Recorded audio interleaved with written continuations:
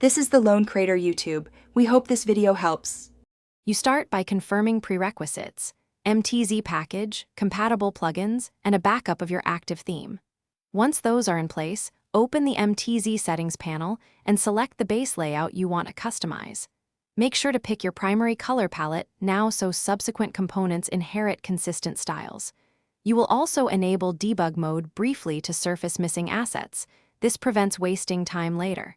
Finally, save this snapshot to version control before moving on to component edits. Now you dig into component-level customization.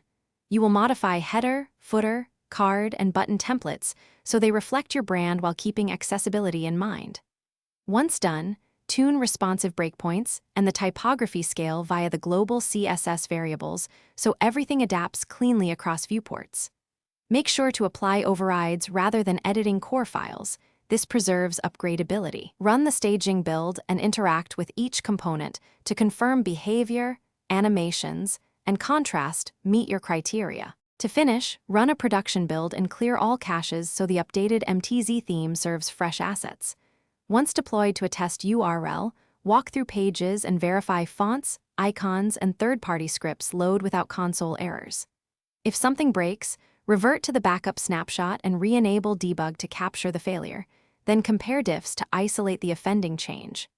One key troubleshooting tip: if styles are missing, check for a conflicting CSS cascade or an incorrect import order before rewriting. Thanks for watching. Consider subscribing if we helped you.